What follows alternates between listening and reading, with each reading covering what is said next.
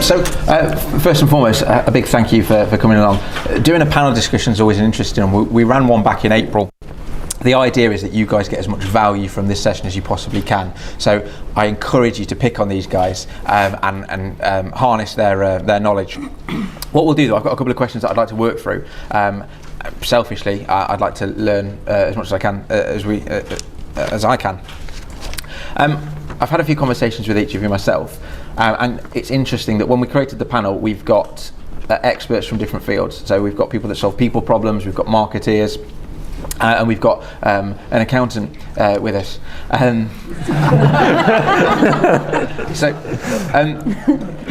So I appreciate if you're an accountant or if you're a HR practitioner, you're not directly involved necessarily in marketing, but we all deal with communication on a daily basis, and the way that we communicate is really important.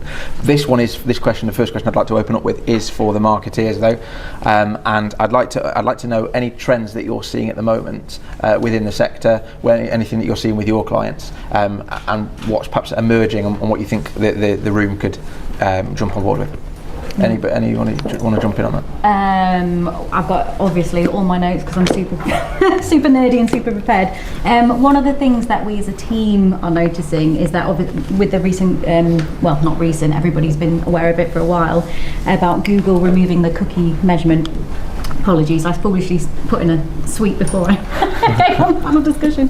So it's going to get more and more difficult for people to be able to measure traffic and, well, the demographics of your audience and that kind of thing. So trying to navigate how we can best use the data available, knowing that data is going to be restricted, and how we can get more creative, therefore, with the marketing. That leads me on nicely to say the rise of video content as well, short form videos, being more creative with that, and obviously AI. I know we've sort of mentioned it a lot already, but obviously that is a recent trend that we should be jumping on, making sure we're not burying our heads in the sand, and understanding how we can use it to improve our productivity and leaving us more time to develop, let's say, personal relationships.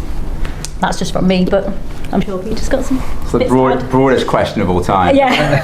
How do you save the world? I think the reality is over the last 3 or 4 years, it's become incredibly difficult for SMEs, like incredibly difficult. I think if you go back 10 years, you could essentially create a Facebook page and you could do some decent posts and you could go viral, you could do some money there. Maybe 3 years ago, you could open a TikTok account, do some cool videos and again, win there. The reality is right now for SMEs is you're currently in a landscape, you have to spend money. You have to spend money when it comes to Google advertising, you have to spend money when it comes to Facebook advertising, LinkedIn advertising. And what that essentially means is that more and more people are using these platforms, which means the cost to advertise there is increasingly getting higher and higher and higher. So you can come at it from the angle of how do I be more creative to win these battles, and that is probably a conversation to be had. But if you're looking for a short answer, I think as of 3 months ago, as business owners, we were pretty much fucked. But I think the implementation of AI on the setup that currently exists means we've got a chance. So I think that brands now should be looking at, this is the landscape. I don't really have the skills to operate in this landscape, or if I do, I don't have the time to operate in that landscape. How can I incorporate AI through maybe APIs or different specialists to allow it to take some legwork for me? That's my answer, I think. And then the secondary to that, what's the biggest problem I see with most SMEs is most SMEs aren't even built up to succeed. So most SMEs don't even have a CRM system. So I can sit with prospects or people starting businesses all the time, and I'll be like, what do you want to do? Well, I need 10 customers a month, I need 200 leads a month, whatever it is. It's like, cool, where are you storing those? On an Excel sheet or on the back of a fag packet? In the reality, if you haven't got a system set up, like a CRM system, like HubSpot, ActiveCampaign, Zoho, Monday.com, whatever, where they can store that information and you can do something with that information, I think you again will lose. And I think the biggest win on all of this, without being a meme, is that AI makes everything more powerful. So if you have a CRM system with all your data in there and you can look at it, you can analyze it, you can see what's going on, then you plug AI into that CRM system, like holy shit, the world's open for you, because it's going to start understanding who your customers are, when they're ready to buy, how they can optimize that, all without you doing anything. So yeah, I think it's more difficult than ever before, but I think things are making it slightly easier for SMEs. How, Peter, would you say that they should stand out? So, I mean, AI, for example, it's a tool, it's a free tool, isn't it, ChatGPT, that's open to all of us, and therefore we've got a level playing field when it comes to our marketing. How would you suggest people utilised it for growth? I think the average person who doesn't know much about much can use it for things like blog writing or answering questions or tailoring their slides deck or their pitch deck or padding out their meeting notes, right? And that's almost like an admin assistant for you. I think all of you can do that. If you want to get slightly more juicy with it, I think entrepreneurs all over the world are now using AI and plugging it into things to make it work better. So, I'm not to go selly here, but you've asked the question. We've got an office in Dubai now. I moved to Dubai 6 months ago, and once you turn to a big city, like you walk into it and you're like, cool, like I'm here now. Now what? And you've got to try and make friends, right, and network and build up businesses and get contacts and stuff. And it's incredibly difficult, as many of you will know, to like actually launch a business, right? So we started doing cold email outreach, and it worked really fucking well for us, to be honest with you, because for some reason people in Dubai don't understand what a cold email is, so they just think I'm literally sending them a personal email, so whatever. Fine. So it went really, really well, and then we started incorporating AI into it, and then AI custom writing the emails, and then AI custom buying the data based on people who are replying and all this sort of stuff. And I sat there and I was like, what we've actually got here isn't a system to get me more leads. What I've actually built here is a AI generative cold email system that is getting B2B leads at scale. So we've now wrapped this up. I've got my business partners, we've got 2 devs in Dubai now building this system out, and it's called Zapped, and Zapped, and the URL is zapped.ai.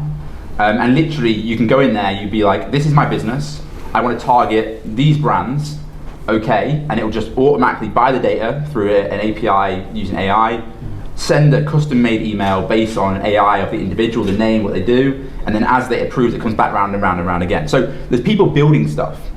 And this is the interesting thing, because it's getting built with AI, it's much cheaper than ever before. This is the problem, right? Is that everything required somebody to do it. Like, you want to run Facebook ads, I've got to pay someone to do it. And now we're getting to a point where AI is going to be so good that the skill set you had to pay for before is now done for you. That's, I think, the answer to your question. So when's your new AI tool available to the room? Well, if you go to zapped.ai, it's you can put in some info and we'll email you when it's live. That's, I reckon, 2 months. Okay, thank you. Yeah. So the day has been very carefully structured in terms of the speakers that we've had and that we've got coming up to give you a very broad and comprehensive at the same time view on marketing and all the different elements and facets, as I mentioned earlier on. And we're always learning, right, as business owners, that's fair to say. One of the things that I've learned over the last 18 months since starting our business is that decision making can have a drastic effect on whether something succeeds, and lots of people have got a view as to whether they think something's right or wrong, whether they think something will work, and the people element is particularly challenging, shall we say. And I say that as somebody who is very forthright with their ideas about how our business should run, and we've got 2 people who are creatives and can provide us with tons of and do provide us with tons of ideas. Dean, how is it you help businesses, or what do you say to people perhaps that are in senior positions that have got teams, whether small like ours, 3 members of staff, to help them, I guess, contribute and to that bottom line? So I suppose the question is, how are people managing their businesses to make sure that the bottom line is increased just through their people? Yeah, addressing people problems. Well, the thing is, it's very similar to what Lizzie said earlier, really. It's treating people as they are as people. Is making sure that you're not. And again, our advice is always to be, don't, just because you're one person, you're not going to have all the answers. So don't try. Don't pretend you do. This is going to be quite controversial given some of the people in the room and what they've said. I'm not saying you should treat people like children, but I think you should just remember that we're all just big kids. We were kids. We got older, and now we are where we are. We all like to have a nice safe place where we can go. We now have our own houses, but before it was our bedrooms. We all like to feel like we're involved in things. As kids, we all had our social groups. We all enjoyed having our certain friends. We liked certain things, and that's how we were.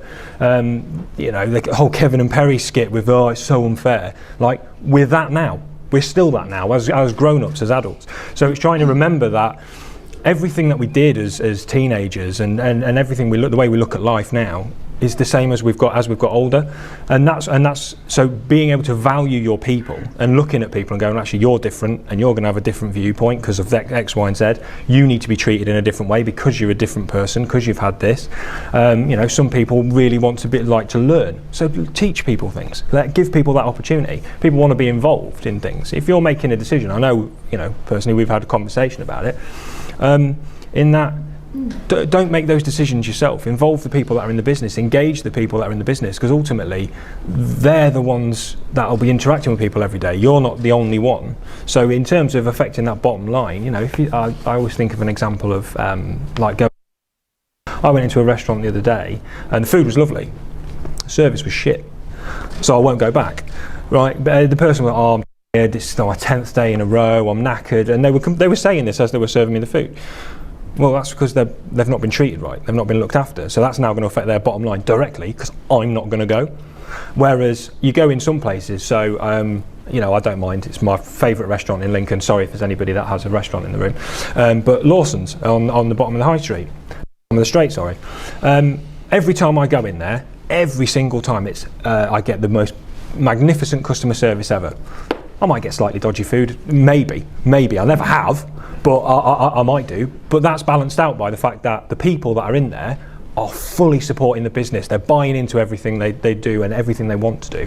And that makes me go, actually, I think this is a place I want to be because they want to be here. And they're giving me, I want to be here vibes, so why wouldn't I? So sorry if that was a bit of round about the houses, but yeah, I hope that answers your question. It does. We're all, majority of us, I think we're all small business owners, right? And I share the same sort of problems. I told you earlier on that I don't invest 10 to 15% of my turnover on marketing. Most of it goes on beer. But budgets can be a challenge for small business owners. But there are ways, I think, that we can grow with limited constraints. Richard, would you agree? And what sort of thing are you seeing with people with growth ambitions? I think what Peter said earlier was right. At the moment, it's tricky out there. I'll say tricky. And for business owners, keeping an idea of where they are, knowing where they are, keeping track of their numbers and the numbers that are relevant to you. I hate EBITDA because what does that actually stand for?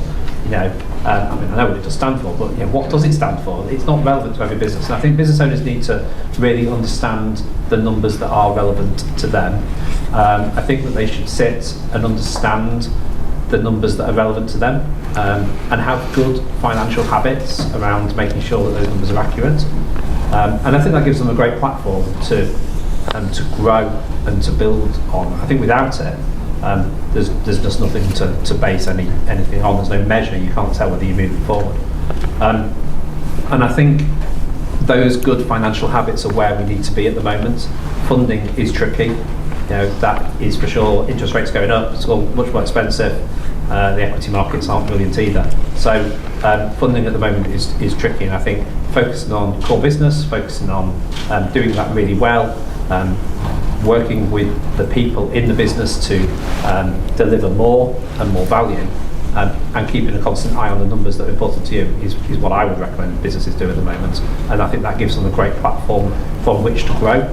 There are always businesses, I suppose, that have opportunities in certain circumstances.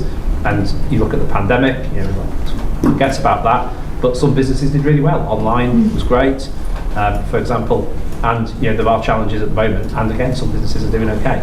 So for me, it's around understanding what your numbers are that will drive your business forward, monitoring them, trying to impact them and change them in an incremental way, not in a big bang way, and just having those good financial disciplines around monitoring them.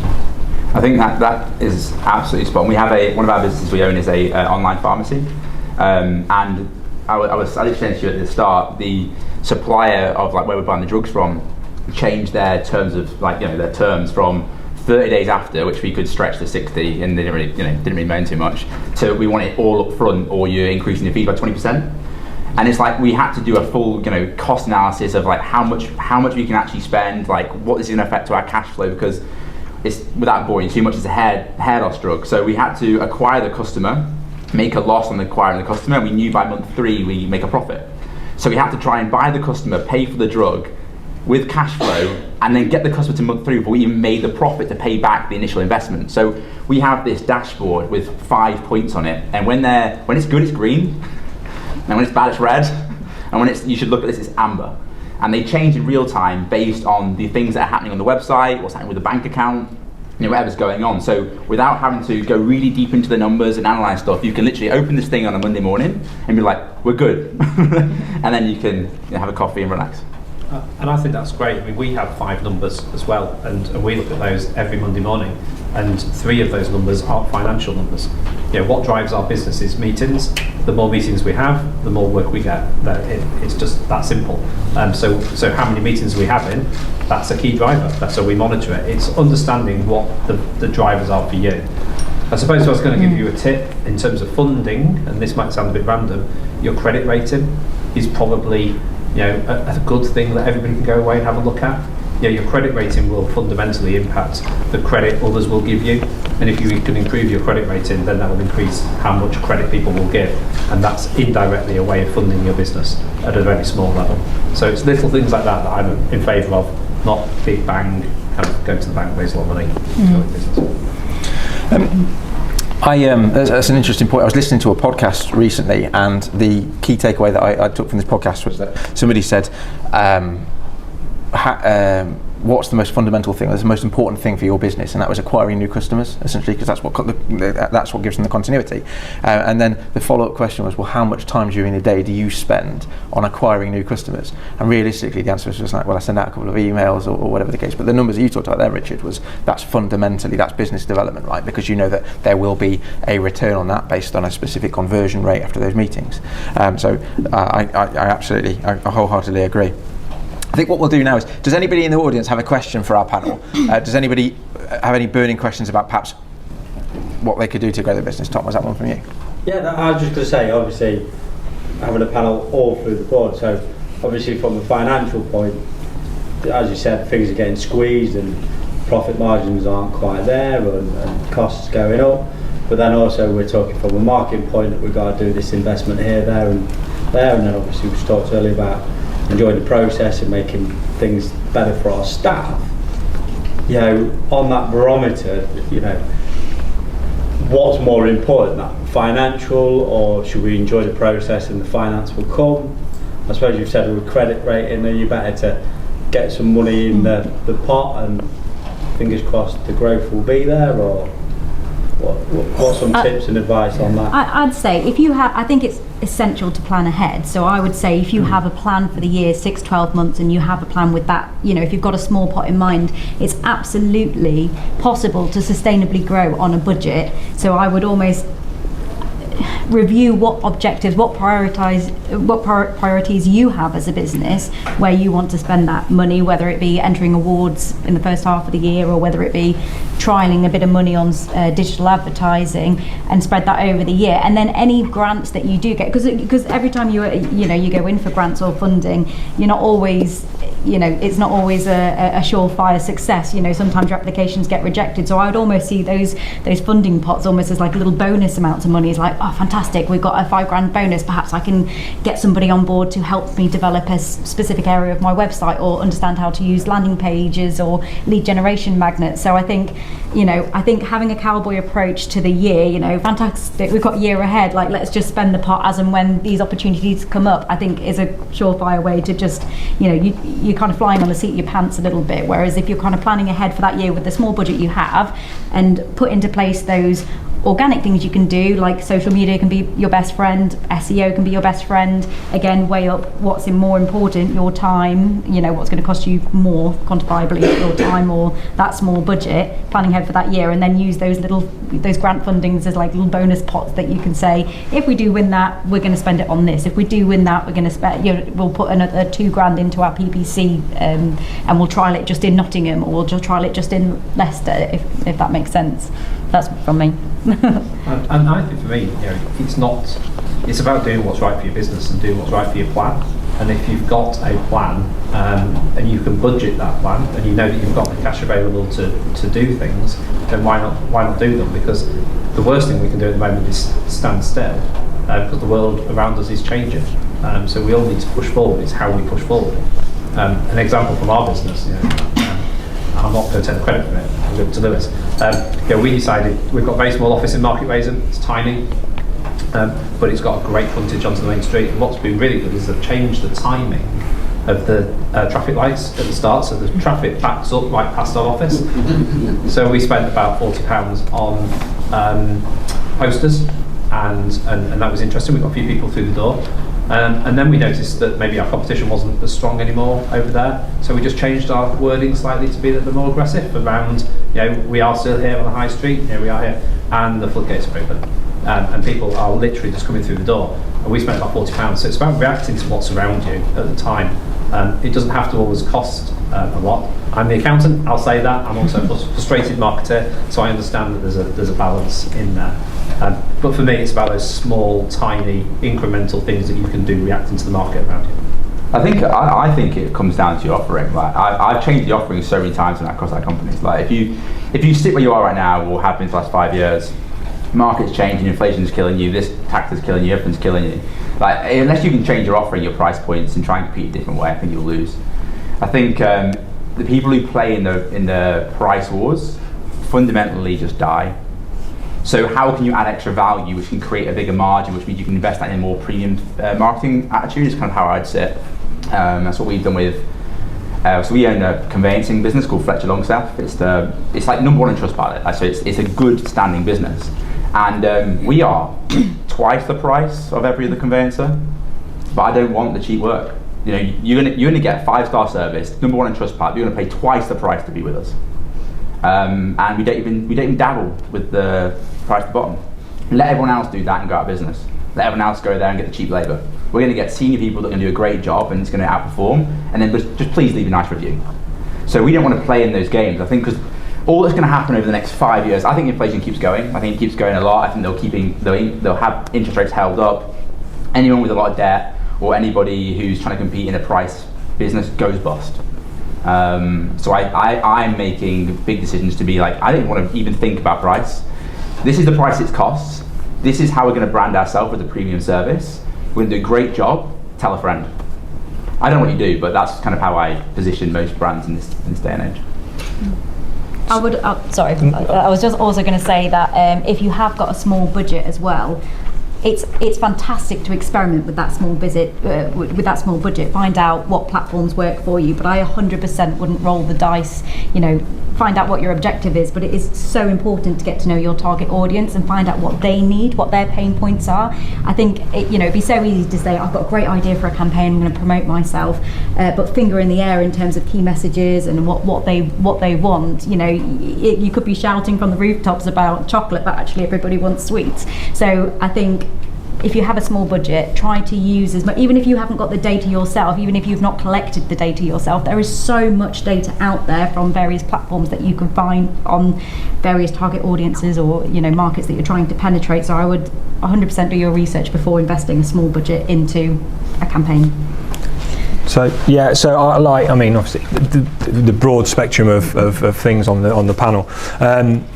It's all got to be a balance, but if I think about it from like a people point of view, like what we've talked about, bringing new business in, like certainly for yourself, Tom, obviously you've got people that work for you, certainly. It's how do you keep the people you've got as well. So that's not going to be an initial outlay of cost because you've already got them in. You're already paying for them. They're already an asset you're paying for. You're not going to, you're not paying them any extra. But what you can do is spend your time in order to make them more, make them better, make them more engaged in the business, make them bring more in for you to help with those funding challenges. Again, it's in the current climate. There's a statistic at the minute where I think just over 50% of people are currently like mining for jobs. Either they're looking on job sites, or they're putting their CVs out, or they're doing this, that, and the other. Of those 50 odd percent, 75% are doing it on the basis that they don't feel secure in their job.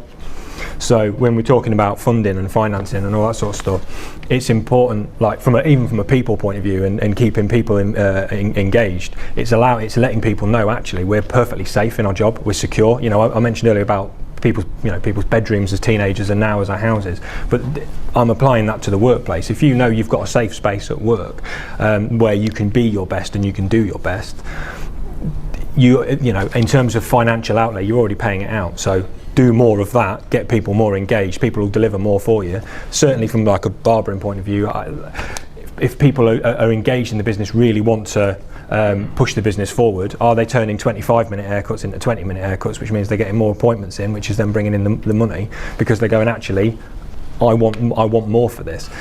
So yeah, from a people point of view, that would be my view on it anyway. It's a lot cheaper to invest in your staff than recruiting for new ones. Absolutely, you're already there, and that's. I mean, there was a piece of research it was a while ago, but they were talking about if you were to try and replace it, so a specialist, so like an IT specialist, so getting paid £25,000 a year, it will probably cost you about £30,000 to replace them. So not just initial like recruitment costs, but when you think about that loss of productivity that you've got from someone's got to train them. So you're losing an expert, you're gaining someone new, you've got to train them, you've got to spend that time with them, and certainly as small to medium-sized business owners, your time is really, really, really, really precious. So to not look after your people, to risk losing one, that's just going to take up more of your time. And if it doesn't, it's taking up the time of one of your staff, which again has that knock-on problem. And as a small business, it's in your image, it's painted in your image, so the more time you can spend with someone, the better, rather than like letting someone else do it. So yeah, absolutely agree. Thank you. Are there any Emma's got a question. I'm wondering, it builds on what we were just talking about, and also about your business plan point, Tom. And bearing in mind what we've just spoken about, do you think one of the things that we need to think about in our business plan is what our appetite for risk is, if we're going to try out some of these things, if we're going to go sort of balls out to try something, or if we're going to go, no, that's going to keep me up at night? Do you think that's something that we need to think about? I think you need to understand what you actually want from the business to start with. How much of a risk you're willing to take, and then I'd make like maybe 3 different business plans based on those numbers. And then depending on what you think the outlook of the economy is, that might change your opinion. So for example, if you think that, like I think, that inflation will continue running and interest rates will stay high, then maybe be a bit more reserved in your kind of marketing spend, etc. But so I thought the recession was coming for since 2015. I was sat there with a business partner like, there's going to be a recession coming, because the studies are every 10 years a recession happens, essentially the study. And I was like, the last one was 2019. I'm like, there's going to be one coming. It was COVID. Like, I was right. I'll take it. So we'd been conservative for a long time before then. So we just bank cash, ready for this recession, because our game plan was when a recession comes, people will go bust and we can buy them. That was our plan. So we had this long 10-year plan to do that anyway. So I think look at the state of the economy, plan accordingly to the state economy. Because a lot of people, I have a plan that I want to sell for 10 million, and the plan is just there regardless of the external factors. They think they can just bulldoze through like some sort of like Rambo. It's never the case. So I would have multiple plans depending on where you're currently at. And also, without sounding like a millennial, also based on where you are in your actual career. Like, I can be really wild and bullish because like I just start again next year, you know? Mm-hmm. But if you're coming up to your retirement age and you want to have a nice quiet life, and you want to walk your dogs in the morning, and you want to, whatever, then obviously your plan should be a bit more conservative and a bit more, fulfilled there. So I think it really depends. But yeah, everyone who talks to me normally, if people want to work with us, normally they're pretty Rambo, because I'm going to come up with some weird strategies, and we're going to try and take over the world. But in some cases, it will be a case of plan accordingly, play safe, and grow from there. Does anybody want to add to that? Or is it P.T. Barnum that says comfortability is the enemy of progress, or something like that? So I do that, but yes and no. I think if you're a small business, and I think if it's something progressive, if it's something innovative, and it feels a bit risky, it's going to be scary, but you don't know until you try. That being said, yeah, I'm all for that. I'm all for trying a little bit, but you don't have to try. You don't have to. You can have your plan that's comfortable for sustainable growth. Invest in your SEO, invest in your social media. You can invest in the basics. Make sure you've got a nice mix across the marketing board. But yeah, if you have a little bit of budget and you can take a little bit of risk, we just did an internal experiment experiment recently, and we spent £200. That it's a drop in the ocean. We spent £200. We're like, we've got this little bit of budget. We're going to just try a little campaign, see what we get. Bit of a risk, something we hadn't done before, and it brought in £2,000. And I was like, that's a fantastic risk that we did take. You know, we could have been £200 that we could have done on entering a ward, or £200 that we could have done, you know, something else with.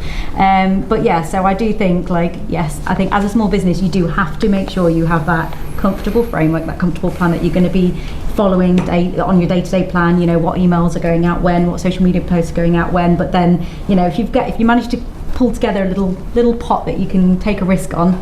I say risk, but also know your data, know your audience, know what you're doing. Yeah. But yeah, so I think there's room for both, I think. Emma's point there is really good. So we call it an innovative marketing fund. So within your big plan, we normally say 10 to 15% is like I'm willing to roll the dice on this. So when Huawei ads, you know, Huawei, the phone company, they basically create their own ad network. And we do a lot of work for the NEU. The teachers went on the strike. That was our campaign. So sorry for people who have kids, but we ran that. They're really innovative in what they do. Like during elections, they spend more money on marketing than some political parties. Like they do a lot to try and convince the world their way of thinking. And we were like, Huawei ads have just come out. No one's really using it. They got in touch with us. No one in the UK has done this campaign yet. Do you want to use some innovative marketing fund? They're like, yeah, sure. And we were the first agency in the UK to use Huawei ads. So when you have this innovative marketing fund, you can test things out and you expect zero. Right? I always think you expect zero, 15% of the budget's just gone. But in the small chance that actually it doesn't go to zero, in the small chance that actually is the next TikTok or it is the next Google, you're the first mover. You know, you've swept up that whole space. So even if you're conservative and you have a marketing budget, whatever it is, I always think that innovative marketing fund is just worth having there, just in case the next thing happens and you can try it straight away. Yeah. So I agree with that statement. I think it's spot on. But I would also say, even if you got zero back financially, you've got data to use. You know where not to go next time. Or that 10 to 15% is your risk threshold. Someone else might go 20. Someone else. I mean, I'm 50. I'll be real. I'm just like. That's the person that drives a Volvo. Accountants and risk, you know, we don't like it, do we? So, but actually, I think you've got to know where you are, and you've got to know what you can risk. And many small businesses, you know, they're not just creating income for others; they're creating an income for their family. So having that safety net and thinking about that is important. But beyond that, you know, knowing that you can risk something means why not do it? You know, why not take that risk? I would say even accountants can have risky marketing campaigns, you know, but perhaps not from a financial point of view, but it was a few years ago that I think it was at Streets that did a naked calendar. Who would have thought that accountants would do a naked calendar? I mean, I didn't buy one, but or my mum is an accountant and she does not fit an accountant profile. She rides a motorbike and she did a talk on 50 Shades of Grey, but it was like 50 Shades of Tax. Again, you don't have to, depending on your industry, you know, you can break the barriers a little bit to try and get some, you know, to get that attention, to stand out. Yeah, it's trying to find the right balance, isn't it? And you know, the more edgy you can be in terms of your marketing, the more you stand out. Yeah. So even accountants can be interesting. I didn't mean it like that. Yes, you did. I've told her this. I've told her this many times, don't worry. I can't follow. I know what I'm saying. There's a really interesting point there about basically standing out, right? And we're in a crowded marketplace, typically speaking. Lots of us are aware of what our competitors are doing. Lots of us are trying to be different. Lots of us think we are. I mean, we work with a lot of law firms, and specifically lots in the will writing sector, and I'll say to them, what do you do that's different? And we offer home consultations. We'll go see our clients in the comfort of their home. We're affordable. I'm like, well, that's no different to any other will writing firm. So I guess your brand, and we're going to have Matt talking a little bit about the big brand idea. Yes. I've got a question. No problem. My point was that obviously standing out is hugely important, and I think it's important to have like a mixed and balanced approach when it comes to marketing. So from our perspective, yeah, we're hosting events. I don't mind standing out and being a little bit vulnerable and saying that, yes, I'm socially awkward. We'll host events that are tailored and selfishly tailored towards me. I don't mind standing out and doing stuff like that, right? And hopefully I stand out as a result, and it doesn't always have to cost tons and tons of money. I just wondered what your thoughts were on how you guys have all created, we've got 4 well-recognised brands here. What have you done perhaps that's different to make yourself stand out? I mean, I pissed a lot of people off, obviously. Deliberately or? Yeah, always. I think I started Distract when I was 21, and I think the first talk I did was Twitter is dead, and that pissed off a lot of social media people. Then I said email is dead, I pissed off the email people. I just went around to piss people off. Yeah. I mean, X is actually, I think there's a big boom for X. I'm big Elon Musk fan. Yeah, well, the CPMs are cheap. The CPMs are cheap. All the advertisers left X because of whatever. And now you've got to have a minimum threshold of $1,000 to advertise there, but the cost per 1,000 impressions is like 70 cents. So it's far cheaper than every other channel right now because no one's even looking at it. So X actually I think will surge. But I've just stayed true to myself, right? And I'm ADHD as hell. I run around and find it very difficult to sit still. You probably see me twitching and touching things. But I've always just stayed true to myself and said my opinion and said it with my chest. And I've always thought you'll piss a lot of people off. But maybe in my case I piss off 80% of people, right? But luckily I can't handle 100% of clients. So I'll take the 20%. And that's kind of how I've built the business and built kind of, I guess, me as a person. And at the start that's really, you feel really vulnerable doing that because, a lot of people say a lot of stuff. But in the end I moved to Dubai and I'm chilling on a beach, so. It's worked. It's worked, Pete. Dean, obviously you're in the HR business, right? Pete, you solve people problems. Not always the most desirable thing necessarily, but no, not most of the time. No, people normally come to us when they've got something going on. Yeah, but you also help people build a brand, right, or save a brand, protect a brand. So, is there anything that you guys at Petaurum are doing that's particularly? Yeah, I know you were expecting this question, by the way. It's from our point of view as a business, from a marketing point of view. Well, we again, it's that personality, putting your personality into it. So we're a small team, and so far, like the business has very much been built in the image of our owners, our founders. So Adam being one of them at the end, and it's been very much built on this idea of just being straightforward. Like no muss, no fuss, apart from the name, which no one can ever pronounce and stuff. That's the only complicated bit, but like that means you stand out though. Well, yeah, it's certainly a conversation starter when people go, well, you work for, I don't know, how do you say it? And then we have to say it. But it's very much like pardon the language, but like, so actually Peter's done enough. But it's just no bullshit. Like, there's just no need for it. Like, HR can be made simple. We're quite simple people. We love our personal lives. We love what we do for a living, and we want HR to be that. So that's what we try and do, and that's how we try and be. And as we're evolving as people, like I say, I've come on board nearly 2 years ago. And even in like, because of my personality, that's now starting to come across in the way the website looks, or the way the social media comes out, or the way I write stuff. I'm really lucky. I know he's in the room, but I'm really lucky that what I said earlier, like, Adam gives me relatively free rein. It's not, I don't own the business, but I feel like I do. I feel like I've got as much to say as anyone. I feel confident in what I say when I say it. So I feel comfortable that if I get something from our lovely marketing people that look after us and say, can I have a blog piece? I quite happily write a blog, and it then goes out in my image. It's my language all the time. And so that's kind of what we do. We just be true to ourselves, which sounds a bit, but it's true. We just put everything out there on the table as we are. What about you, Richard? With the brand, I mean, obviously you've got a board of directors, so you can't always agree necessarily on brand vision and direction and things. Is that fair? Well, I mean, we're 100 years old this year. I've told everybody that. So we've got a brand that's been around for 100 years, and actually that poses its challenges, because every 20 years, the people behind the brand change, and I think our mission, or my mission in leading our business, is to allow the directors to be authentic people, because at the end of the day we sell people and solutions, and you buy them from those people. So for me, the brand is built on the people and how authentic they are as individuals. So we have a very structured business development program for each director, but it's based on what they want to do. So Emma won't ride her bike because that's not her thing. I will.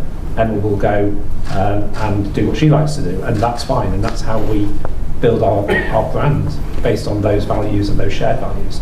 And hopefully, as a professional service business, that's based on trust, that's what sells it. at that level. There's a whole lot of marketing as well, don't get me wrong, but at that level it's about being authentic. There's an interesting, so there's a correlation here, isn't there, on the people side of things. What about Shooting Star? I just think branding is so important, and I just it always really surprises me if we meet new clients and we say, you know, as a whole induction process, we need to get to know your business if we're going to be communicating on your behalf. Can you tell me what your vision is, your mission is, your values are, what's your colour palette, what's your typography, you know, what are your key messages, what's your brand personality, what's your tone of voice, and they're kind of and I think, well, that's the very foundations of building a house, you know. And I just think it's not, you know, a lot of these big companies will have spent thousands of pounds on creating a set of brand guidelines or defining who they are as a brand, but you don't really need to spend that much money if you're a small business. Even if you have, you know, you can create your own document and just make sure we use Arial as a font and we use size 11 and we use, you know, whatever it might be. But if you have different people pushing out comms on your behalf, if you have, you know, hundreds of employees, if you have 5 different people writing social media posts on your behalf, they need to have that guidance of your values, who you are as a company, how you write, how you sound, how you feel, because publicly, from your, you know, from your audience point of view, it just becomes very confusing, and it's almost like whiplash, or that, you know, if they have different styles and different tones of voice. So staying true to that brand is so important. It's natural to have an evolution of your brand. We started out in Lincoln as a PR agency. We were the only PR agency in Lincoln 17 years ago, and we've naturally evolved as a company to add marketing and digital marketing, and we now implement integrated campaigns from strategy through to tactical implementation. We didn't do that 17 years ago, but that natural evolution of that brand has been, you know, incremental and hopefully a sustainable growth. And we, you know, we do make sure we're very sort of proud of those comms that go out, that it's very much us, and we showcase that employee culture. We have such an amazing positive culture in the workplace, and we're very proud of the results we deliver for clients. But it does always come back to the brand, the colours we use, the key messages we want to push, the people we want to target. So, you know, keeping it back to your, you know, your core focus of that brand is important. I love all of that. There was a question, I think, from Mr. Jarvis at the back. Yes, thank you. At this time, it was a quick question for Richard. You skimmed, no pressure, mate. You skimmed by that concept of credit rating earlier on. I do think it's important to highlight that and give us some ideas about the difference between personal credit rating and business credit rating, because I think the majority of businesses in the room today are micro small businesses, i.e. less than 10 or less than 50. So I do think it's important to understand the difference between personal credit rating and business credit rating. If you could just give us a word on that. I can do. Thanks. Marketing, not finance, but yeah, no, absolutely. So as a sole trader, as an unincorporated entity, your credit rating, your personal credit rating has an impact on your business credit rating, and so there's not a lot you can do about that. You know, having a great personal credit rating will drive your business credit rating. As a company, there are 92 points of reference that go up to building your corporate credit rating, and knowing what those points of reference are and being able to influence them and have an impact on them can increase your credit rating. And if you increase your credit rating, people will give you more credit, which is, like I said earlier, an unofficial way of funding yourself. So just one of those points of reference might be filing your company's accounts. And you might think that the earlier you file your company's accounts, the better that is, therefore the positive impact that will have on your credit rating. So for every year, you know, you've driven your accounts down to Cardiff because you filed them on the last day. There's plenty of people that do that. And 1 year you say, no, I'm going to improve my credit rating, I'm going to file them after 4 months or 3 months or 2 weeks. That would have a negative impact on your credit rating, because what they like is consistency. So why has this business suddenly done something out of the ordinary?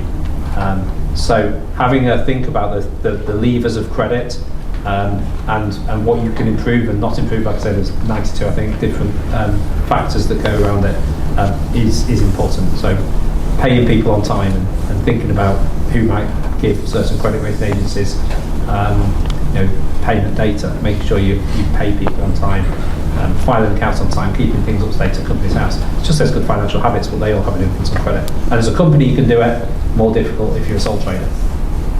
Thank you. Is there a way of checking your credit rating? So I'm going to take a leaf out of Peter's book here. We have a system that we monitor all of our clients on. It's called Monitor, and every single client's listed, and it tells us whether there's a positive or negative impact on their credit rating, and then we email that out to our clients. So yeah, there is a way of getting the data. That's powered by Experian. So yeah, you can get at the data. What that report does as well is it gives you hints as to what you can do to improve it. So yeah, so I mean, there are ways of doing it, and we can do that. Does the business need to be of a certain age to get that information? No, so a credit rating is given not instantaneously, but almost when there's a little bit of credit there, history, it will give you a rating. So yeah, it's more difficult to know what to influence the younger the business, but certainly you can get that pretty much straight away. Are there any other questions from the room? Andy? One thing that I hear a lot, because I know Jack all about marketing, I'm a non-businessy business person, is tracking of data. A lot of people say you've got to track your data, you've got to track your data. I have absolutely no idea what data to track, where to get it from, and what looks good or bad. So if there are any kind of big handy stuff, like hints that you can give us, that'd be great. The most important thing you need to do is figure out what your end result is. So it could be getting a client, right? And then track that all the way back to the easiest thing to track. And that could be so quick maths in my head, if I get it wrong, shout. Let's say a customer is worth £100, right? And let's say you have a 50% conversion rate on a meeting. That means a meeting's worth 50 quid. Let's say there's a 10% conversion rate on the form fill. That means a form fill is worth, a form landing page is worth £5, right? And then you go, okay, cool. There's a 10% conversion rate for someone landing on the website to visiting the form page. That means someone visiting your site is worth, I've lost count now, 50p, thank you. Right, so then all you've got to do is track the 50p. Right, that's much easier than tracking anything else that is involved there. Because you've got problems now with cookies. I think Emma mentioned earlier, cookie policies are all changing, it's messing it all up. Even emails now are getting harder because Apple and some other bodies now are auto-opening emails, so you'll get it and be like, oh, my open rates are amazing. It's actually not even you, the person opening them. So there's a few ways around it that we figured out. There's a tool for e-commerce brands called Hyros, Hyros, which tracks something like 10 different touch points to be able to track the activity rather than just the standard one pixel. And there's another one, which I can't remember the name of it, something beginning with B, but something else. So there's these other tools. Again, this is what I'm saying. So 5 years ago, it was roll your sleeves up, you're in the trenches, figure it out yourself or pay someone to do it. But now people are building tools for all this stuff. You see, we've lowered the standard of what you need to develop things now. Like globalization's been good for this because it means that people can build things much quicker, much cheaper, much more cost effective. So these tools are coming out to resolve this. But Hyros is a really good one. Hyros also works for B2B as well. So a lot of people use it for tracking of webinars or downloading leads, for example, and it pulls the data back into your ad platform through I think it's 10 different touch points rather than one. But if my answer to you is, look at your data, see what the conversion rate is for every single area, and then work on the simplest thing to manage it, which could be traffic to site. Thank you. If that makes no sense to you, grab me at the end and I'll draw it out. Because I say this one all the time, I'm like with somebody and I draw it out, I'm like, here is £50 and here is, yeah, I could tell, don't worry, I could tell.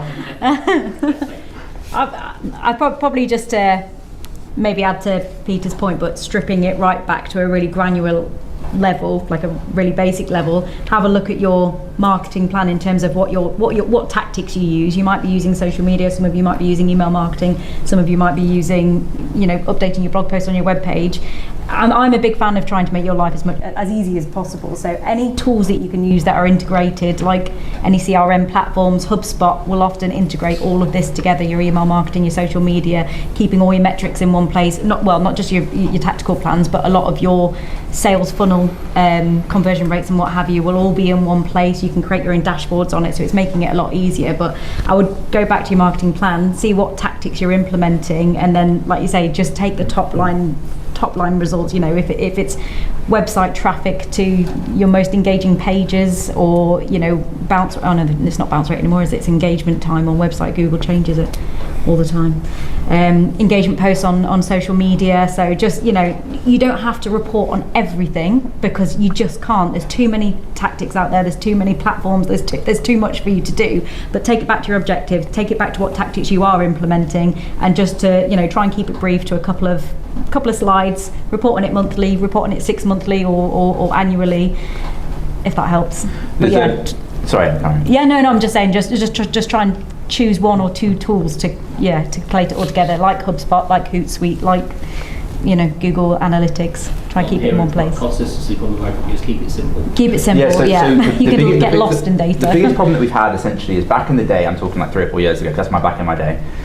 4 years ago, you're at a point where you'd have your Facebook ads, you'd have your Google ads, you'd have whatever else, and you'd run them like solo channels. And that was really easy when you could track, because it's like, oh, this is working well, you know, keep this on, increase it, turn it down. Now it's really difficult to track. So if you're doing too many things at once and you're changing too much at any time, then you get to a point of being like, which was the one that had the success? So for our pharmacy, we spend £50,000 a month on our marketing for our pharmacy, and we spend most of that on Facebook and Google. And then we had a meeting the other day with the team. It's like, we want to bring in Reddit and X. And I was like, we're not going to bring in both, because tracking is just a problem right now. So we're only going to bring in X. So we'll bring in Twitter, X, whatever you want to call it, we'll bring that in, we'll look at that for the next 6 weeks and see what happens to the numbers. Because in theory, this is all optimized now. Now I'm adding something new to it, right? So whatever happens now, in theory, simple layman's term stuff, if it goes up, it's because of this, right? And then we can let it settle down, we can let it optimize, whatever. Then we bring in Reddit. So it's like, if you remove tracking, let's just get down to brass tacks, right? Which is like, I spend money, I want more. I spend money, I want leads. Like that's the granular way of looking at it. So, and then just to kind of finance, I know we're wrapping up, like I hear a lot when I do like talks or speak to people, it's like, I get told to do social media advertising, Google ads, Facebook ads, email, whatever. Most of you won't have either the time or probably the financial power to do it all. And my summary now is, do one thing, do it really, really well, and build your business from that. And if it doesn't work, move to the next one, move to the next one, move to the next one. Because doing a little bit on Twitter, a little bit on Facebook, a little bit on LinkedIn, a little bit on email is just a complete waste of time, like complete waste of time. So I'd focus on one area and just absolutely kill it and then scale from there. So maybe a slight variation on that. I would do an integrated campaign, but redistribute the budget to see what channels are working. Because I do think making sure, but I think it was back in the 1930s they came up with the marketing rule of 7. So you've got to your brand or your message has to get in front of people 7 times, and that was back in the 1930s. So I think that was the cinema industry when there was only those traditional marketing outputs they had, which was posters and radio and TV. Nowadays we obviously have hundreds more marketing channels, and we can get in front of people in so many more ways. So that marketing rule of 7 might actually now be the marketing rule of 20, and it's more competitive. So it is important to get your message out on an, you know, in an integrated campaign. Make sure if you're running a campaign, make sure the campaign message is present on a mix of traditional and digital advertising. However, the beauty of digital marketing over traditional marketing is that it is easier to measure, and it is easier to see where your budget is going, and it is easier to see what is working. So, you know, if you might have a little bit of budget on YouTube, a little bit of Instagram, and a little bit on Twitter, if Twitter's not working, you can pause that and redistribute the budget into Instagram if that's working more for you. So again, it's all about that experiment we were talking about, reading your data and redistributing it. I think that's been a really useful roundup. I think there's been a few things that have come out of this. I mean, people first and foremost, and investing in people and making sure that the vision and values, and which goes on from what Lizzie was saying, is hugely important. Attitude to risk and understanding people's attitude to risk is an interesting one for me. Like I say, that's changed for me. We've now got staff, so my attitude to risk is changed. So understanding that, and then understanding your data points, I think is a huge takeaway from this. Guys, if people want to reach out to you following the session, I know Pete, you said zapped.ai. Is that the best way for people to reach out following the session? If you email me, it's peter@distract.co.uk. Thank you. Richard? Probably LinkedIn for me, because I have ridiculous and that surname. And it's also Nicholson CA is never easy. So yeah, LinkedIn probably. Thank you. Mr. Bruce?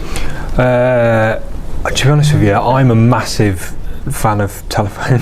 I'd much rather someone give me a call, because I can't miss it. Well, if I miss a call, I'll always have to phone people back. So give us a call, or you know, like I say, drop us an email. Mine's Dean at, and then in Petaurum HR. If anyone's unsure how to spell it, just walk outside, look at the sign. It's much easier to do that for than me to try and say spell it as you say it.